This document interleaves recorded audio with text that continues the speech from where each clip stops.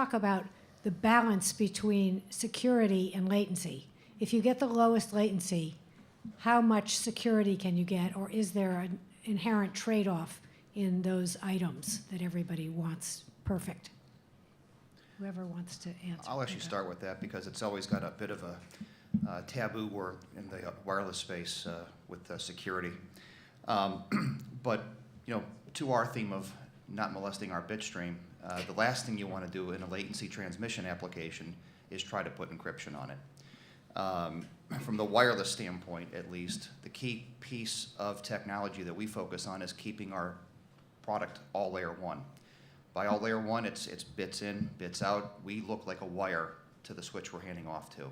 And it's important that a wireless application stay that way. If you end up trying to do too much in the wireless application, you almost guarantee yourself you're going to be slower than fiber. And where we get our benefit is in the media transmission, where we're actually close to the speed of light when we go from antenna to antenna. But if every time we drop down to regenerate signal, we're adding hundreds of microseconds, we're not going to have the competitive benefit. Now, mind you, wireless is typically it's the edgy network. You need the fiber to back it up, so you have both the reliability piece, and you're going to give up some reliability in wireless, but try to put encryption or any sort of encryption in wireless is really like a cat in pajamas. You don't want to try to do something that's not your strong suit. We focus on one thing and we do it well, and I think that's what's driving our business. But it's sort of like trying to be a layer 2 or layer 3 radio. It's the Department of Redundancy department. You've got a switch talking to a switch that talks to a switch that talks to a radio. That slows things down as well. So I think across the application, and I appreciate these guys talking about client education, because from the wireless side, where we have a little bit of a black magic stigma, taking that black magic piece out through education and responsible communication for what can and cannot be done, we view as very essential. And we've always tried to put ourselves in that thought-leading position. But the encryption piece is an absolute no-starter for us. Thank you. And I could, when you ask a question in front of an audience like this, the easy answer is we would never jeopardize security or safety for latency. But in reality, the reality of it is that latency comes first. For these guys, the latency comes first, and then reliability and the security catches up. A few years ago, when people were trying to shave off, and not trying, but shaving off the latency, the 100 millisecond here and 100 millisecond there, they said, okay, well, I will accept that it's not the 99.99999% uptime and reliability that I need to have for my traditional network, but that's fine. If I can trade faster than others, 99.9% of the time, and be out for 5 hours every once in a while or 3 hours, so be it. So that is the reality. So it is accepted that you sacrifice some, and people wouldn't be building wirelessly between Chicago and New York unless they accepted that. Fiber is not impacted by weather. Wireless is. Exactly. If there's a big storm, okay, I accept that. So that's the reality. There's a trade-off. However, having said that, security and reliability catches up. Once they have the connectivity in place, we will figure out a way to make it more and more and more reliable. So there's a certain element of trade-off. And that's basically what we're seeing as well. I mean, for example, in the route to Bovespa, since I said before, unless you exchange the subsea component, which is the longest piece in the network, the only place that you can save really is at the end, right? And we've looked at wireless technologies, and we've had some of our customers come over and say, look, I tell you what, I'll take your route, this terrestrial route, but I would like to complement that with a wireless route.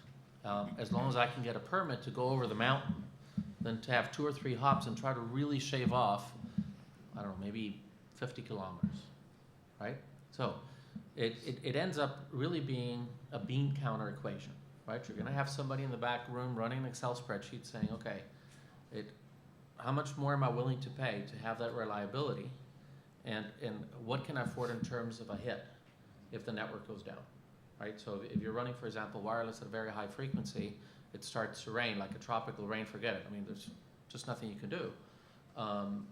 But if you have, let's say, a fiber backup that happens to be just a little bit longer, then you say, okay, I'm willing to live with it. Now, we've also talked to some companies and said, look, do what you can, guarantee me this, If we can put in another partner for that last mile, let's say, we'll do it, because we know that if the network goes down for whatever reason, whether it's on the subsea or on the wireless or on the terrestrial, I lost my trade anyway, right? So I'm gonna do my business model based on the highest uptime that you can give me, and if they can live with that, that's fine. So that's their business model. We can just help them as much as we can to improve that reliability. And I agree with Jay 100%. The more pieces of equipment you add to that equation, the slower it's going to get. It's simple. Yeah, maybe what I'll add, I absolutely concur with a lot of this. Like, when it comes to security, you know, you can do security at a lot of different layers, and again, in the networking, you know, protocol stack, if you will. We as a company do not do built-in encryption right within our equipment. I think that the general thing there is people like to push out that encryption as close to the edge where the application lives, right? Because then everything in between becomes encrypted. Now what you can run into, and we see this, for example, with protection switching, kind of an analogy there, where people will start doing it at various layers because no one layer sees the other layer very well, and so you start to sort of lose visibility, and it kind of compounds itself and becomes a bit of a complicated problem. I think security kind of is the same. So many aspects, of course, are orthogonal to latency, but when it comes to encryption and authentication, absolutely it's related to it. So you can do it at layer 0, you can do it at layer 1, you can do MACsec, you can do IPsec, but you can do secure socket layer right out to the socket level where the application lives, and I think that's probably the most common thing to be doing, and if you are doing it there, you have to ask yourself the question, would you be doing it at other layers underneath that? And so I agree with what Jay's saying there. Probably doesn't make a lot of sense to have nested levels of encryption, because why do you need to do it multiple times? So and in terms of what is the hit, I would say there's no reason, because you can offload that encryption to hardware devices. It doesn't have to be that high. It can be on the order of, say, a few microseconds at most. It's possible to do that. So you'll get some small hit. You can never have pure, you know, without encryption, then you're not encrypted and it's not secure from that standpoint. There'll always be a hit, but I think it can be minimized by doing it at one point only. And you know, sometimes, Judy, it's just not about, let's say, the electronics or the algorithms. It goes to very basic, old school stuff, right? You just have to have the right building with the right guards, with the right protection. You just try to protect the physical integrity, let's say, of that network. And if the endpoints are physically secure, right?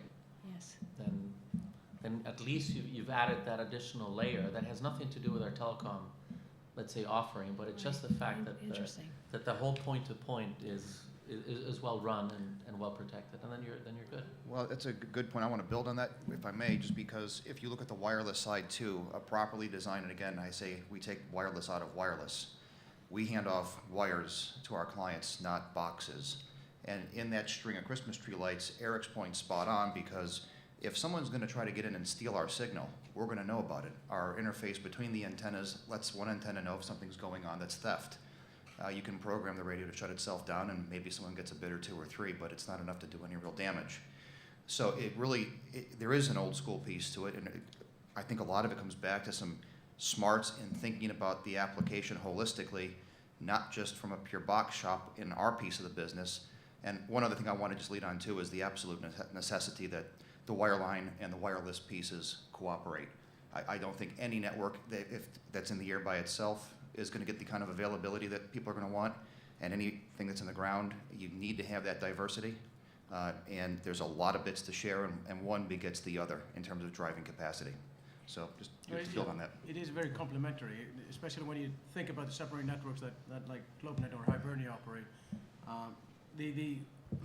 The submarine piece is only part of the exchange to exchange. Like if we take London to New York, and of course our Hibernia Express goes from the cable landing station in UK to our cable landing station on the other end. But then it's a question of how do you get from the cable landing station to the exchange itself. And there you have how complementary the wireless can be to the wired. Yeah, our subterranean wireless is not exactly 5'9". Yeah. Well, I'd love to see those boys with the. Not going to happen. But I have been asked that question. and let me add one piece to that on the subsea. I mean, sometimes people don't think about this, right? But our biggest threats are outside of the natural disasters are fishermen, right? Or anchors or boats that are not parked where they're supposed to be. And what we did at GlobeNet at one point, First is that we together with our maintenance authority, we put a program together just like Hibernia did to educate the fishermen, right? And when the economy goes bad, like for example, up and down the New Jersey coast, you're gonna see, fishermen that are fishing where they're not supposed to be fishing, right? Whether they could hit a subsea cable, or they could hit a power line that's coming off of one of the wind farms, etc. And so we came up with a slogan like catch fish, not cable.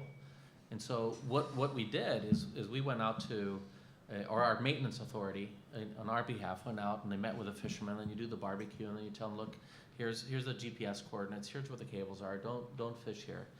And at one point it got kind of close, so we hired a former fisherman to actually patrol our route. So you have a boat, it's not cheap, but you have a boat going up and down the fiber route just to make sure that they don't fish there until let's say the authorities catch up with the fact that, hey, by the way, there's people that are doing something that they shouldn't, right? And you can use the same analogy, let's say, for terrestrial networks, and that's when you really look at the physical integrity of your network, and you say, when I design a network and when I build a network, you take into consideration the fact that, like in South America, people go into manholes to steal fiber, to steal cable, thinking that it's copper so that they can sell it, and in reality is they cut the fiber and oops, I can't sell glass, so. Got it right on the outside. So I wonder if under the sea you've got these little spaces where there are all the fish laying their eggs and clustering and having parties right over the cable. Come on over here, guys. It's real safe. So what are the other international challenges, particular international challenges for you guys going to the international cities? Well, you mean like licenses? That would be the main challenge, is the licenses and different operating requirements. But that's what a company like Hibernia shines in doing. We are operating in I think 15 countries now, and we have to be licensed in all of these countries, which frees our customers from having to do that. But you need to, in order to go into Paris, you have to have a French company, you have to have a French telecom license, despite all the European Union. They haven't unified Telecom. I was going to say debacle, but I'm not going to say that. If you want to go in Germany and Frankfurt, you have to be licensed there, et cetera, et cetera, et cetera. So those are the things that our customers are faced with. But in order to provide any services into those regions, we have to do that anyway. So that's what we have sold.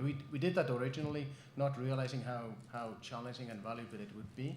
It's just out of necessity, but it certainly we found out that it can take years to get into some of these countries. Yeah. And once you have that, then you have something to offer to others. And complementing that, I think the whole regulatory framework is very challenging, right? So, for example, in Brazil, we've had several of our partners say, hey, I'll give you the router, just drop it into your landing station or to your city pop, and we just can't do that.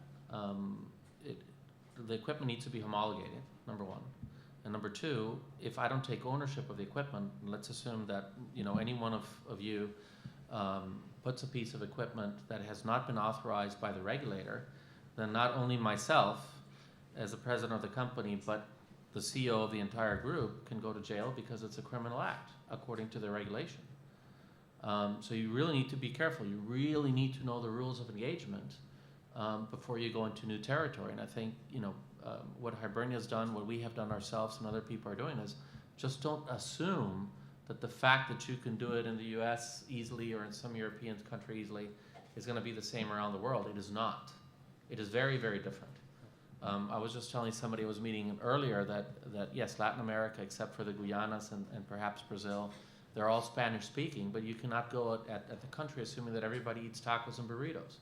They speak a different language, right? I mean, it may be Spanish, but the words are different, regulation is different, customs are different. And so you need to tropicalize your offering to everywhere that you go.